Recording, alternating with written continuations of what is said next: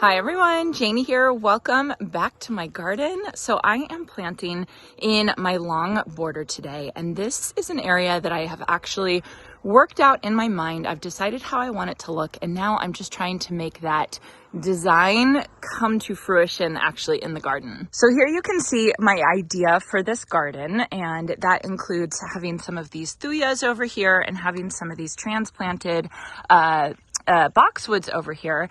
I'm not expecting it to look exactly what I did on paper, because I always think what I do on paper or on computer changes a little bit once you get it in the garden, which is why I often don't do plans like this. But I thought this area I would do it just because, just to have fun with it. I did this whole design on Canva, and I know a lot of you have asked me to show you how I did it on Canva, and I'm still planning to do that video. I just haven't gotten around to it yet.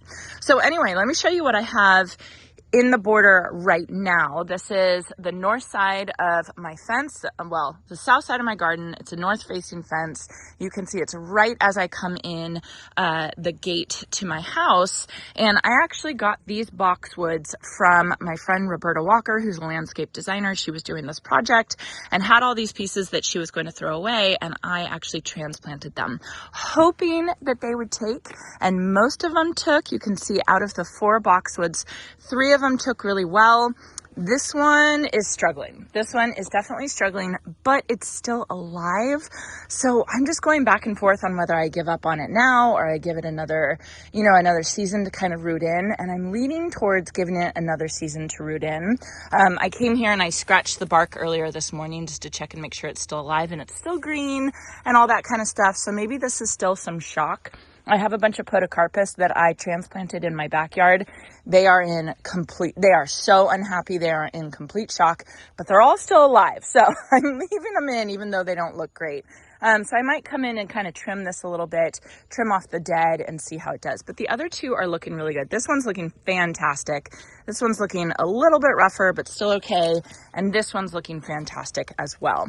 And then I have my 3 thujas that I transplanted from my 3 containers in front of the metal workshop last year. And then I have my creme, what are these called? Reminiscent crema roses. And you can see I've got 1 bloom right here. I don't know how these guys are going to do because they might get a little bit too much shade.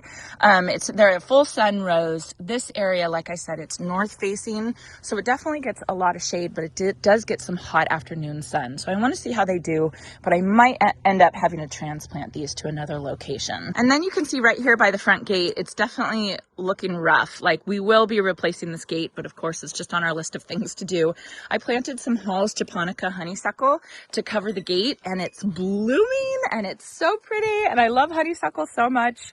This is just my favorite. This is not invasive here in California. It is very invasive in other parts of the country. So just make sure you check your plant invasive list. But it's totally fine for us here because we're so dry. Oh, I just love this. So I'm hoping that this will cover our gate, because our gate is not pretty at all. It is very, very ugly, and we will be investing in a new gate hopefully soon. So anyway, so that's what's going on here. So then if you notice over here, I have this open space that I'm kind of thinking of as a river, and I want it to be like a river of color. And so I have all of this structure here from the thuja and the boxwoods and even the honeysuckle. And then through here, that's where I want the color to come in. So I am going to be planting in this whole river wrapping around the boxwoods. I am going to be planting one of my favorite annuals. That's not actually an annual for me. It's a temperennial. It's Superbena Pink Cashmere. And I always talk about this plant as the Vista in the Superbena line. So Proven Winners has Superbena, which are their fantastic verbenas, but then they also have their Supertunias, or their petunias, and then they have Supertunia Vistas, which are their most vigorous petunias that they have in their line. I think they need to make a Superbena Vista line, which they do not have, and I think this one definitely needs to be a part of it. This one and Whiteout and Storm Cloud, I think all could be part of the Superbena Vista line if you guys are interested. So this one actually has come back for me. Let me show you on the berm by the espalier. So here's my front espalier with my star jasmine. I have not trimmed it up because I want the blooms in May, and they are blooming. Look how early it is. We are still in April, and I usually think of these blooms coming right around Mother's Day, and they're already in full swing and they smell incredible. But just over here, I have my berm that is covered with Superbena Pink Cashmere, and I planted this last year, and you can see it has come back with a vengeance. It's absolutely beautiful. I've done nothing to it. Did I cut it back? No, I don't think I cut it back. I think maybe I cut back some of them because they were kind of crowding these junipers, these poor baby junipers right here. But they just look so good. This is such a fabulous, fabulous plant. And my friend Deb from A Cozy Garden, she can vouch for me because she's tried these and she's tried the sparkling amethyst Superbena, which are these over here, and she loves them both just as much as I do. They're just fantastic, fantastic plants. And actually this one is part of my Best for the West line, which is a line of plants that I've trialed and can vouch for that they do really, really good in the Western climates. So as you can see, they're absolutely beautiful. They're absolutely fantastic. They pair so well with the plain blue salvia. They just look gorgeous. And then put them with some iceberg roses and we are good. Okay, so back to the long border. You can see the 3 boxwoods right there. So I'm just off to the right now, and you can see my river coming around this way. But you guys can see these plants right here, these babies that are coming back. These are my vibrant virtuoso dahlias that I planted last year, and they were so gorgeous last year. And when I planned out this garden on the computer over the winter time, I didn't know if these guys were going to come back or not. So I didn't include them in my plan, but seeing them come back, they look fabulous. They look gorgeous, and I'm so happy that they're coming back, as is this Superbena Vista bubblegum. This guy is just absolutely crazy. So I am going to work around these 2 guys this year. So I'm just going to plant the Superbena Cashmere in the river right there. And then for accents in the front along the rock border, I have my Helen von Stein lamb's ear. And these all I actually divided from plants that I have over by the deodar cedar over there. And so these were all free plants, which are fantastic. I just love this plant. This is probably way too many for this area, I have to say, but I think they look so good. So I'm going to be planting those, but I wanted to tell you all my idea that I had for this garden. If you think of the river of pink right there, wouldn't it be so cool? I don't think I'm going to be able to do it this year, but wouldn't it be so cool if I did the river of pink as an ombre river, so it can start with light pink blooms and then get a little darker and then get a little darker and then get a little darker and then finish with the vibrant virtuoso dahlias that I would need to move over there. Wouldn't that be so beautiful to have an ombre river of pink? Like I said, I don't think it's going to happen this year just because the dahlias are there. I still have this Superbena Superbena Vista bubblegum right there. But I think that's something that maybe I can work towards, is having the ombre effect. I think that would be really, really pretty. Anyway, let me get these guys planned or set out and planted. I have a bunch of weeding I have to do in this area as well. So let me get them all placed and then I will start planting.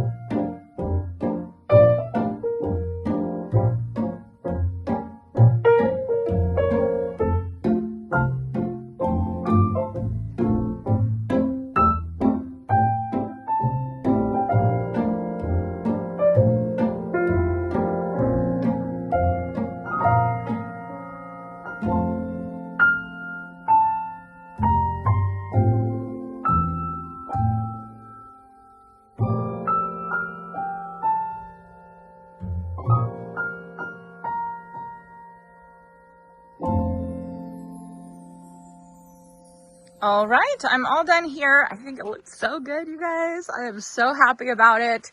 So I started over here by the fence and I planted a couple of the Helen von Stein lambs here, and these guys are gonna get really big. They're gonna fill in that whole area. I did a couple over here that I'm hoping will spill over the rock border to kind of soften the rock border.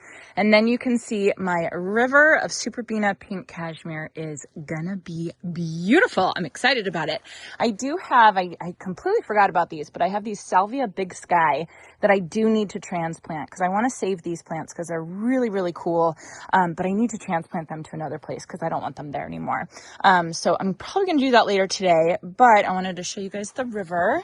So coming around this way, coming around here, and then it meets up with the Vibrant Virtuoso Dahlias, which I probably could transplant, but I just want to leave them there for this year. I want to make it easy on myself, but I did put a couple of the pink cashmere right in front of them to kind of tie in the river. So, I don't know. So it almost continues. And then I was thinking, I mean, this is just what I think about when I garden.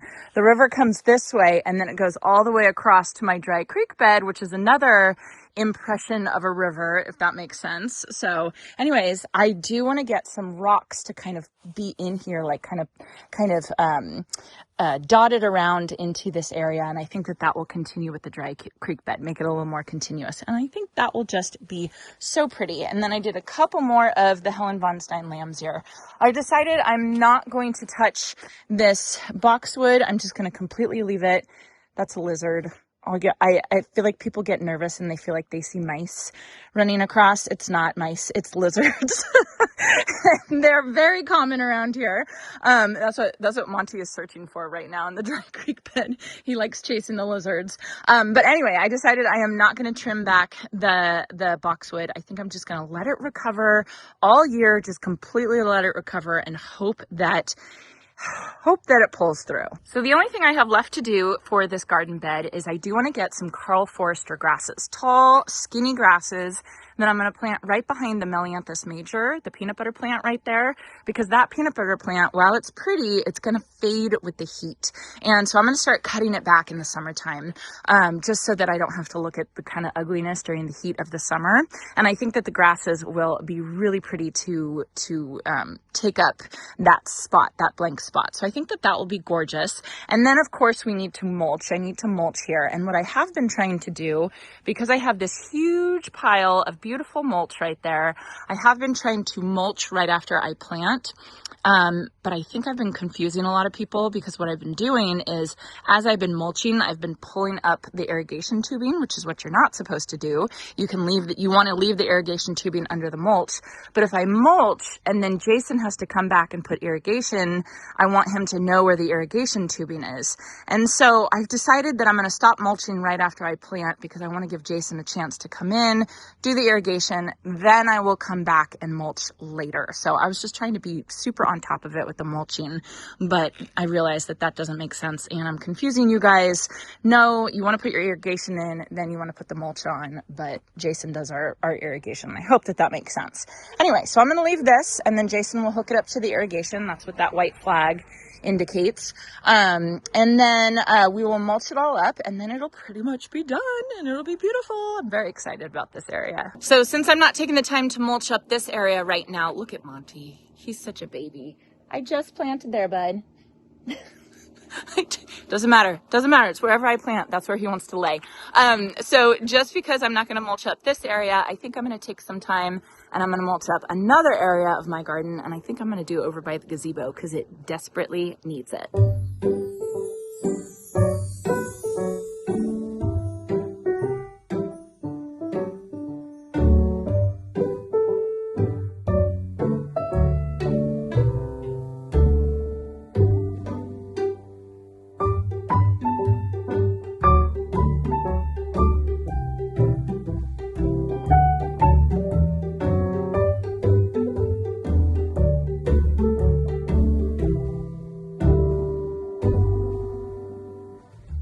Okay, Monty's tired. It's a couple hours later.